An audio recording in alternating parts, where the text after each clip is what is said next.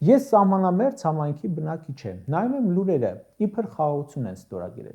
Հետո նայում եմ, որ ոչ Նիկոլի անունն են հիշում, ոչ դեմքն է հիշում, Հայաստանի անունը հաշփոթում է, սա գնում հիշեցնում է, թե ինքը ով է, ու պետք է հավատամ այդ խաղաղության ու արխային լինեմ, ինչից արխային լինեմ։ Թրամփին ինչու պետք է հավատամ։ Խաղաղության երաշխավոր է, բանավոր կամ գրավոր։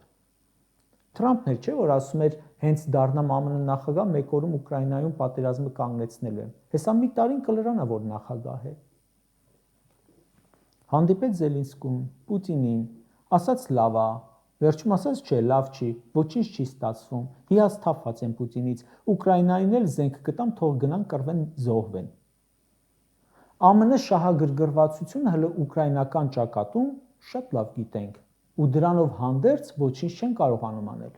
Մեր սահմանին ինչ ենք սպասում իրենցից։ Ես զարմանում եմ, որ կան մարդիկ, որոնք լրջությամբ են վերաբերում այդ գործընթացին։ Սրանք անգամ մի անվան շուրջ չեն կարողանում պայմանավորվել։ Ասում են Կոպենհագենում ամբողջ հանդիպումը քննարկել են Զանգեզուրի միջանցք տերմինը չօգտագործելու հարցը։ 2 օր հետո Ալիևն էլի ասում է Զանգեզուրի միջանցք։ Էլավ խնդալու չի։ Անգամ անունը չեք կարողանում պայմանավորվել։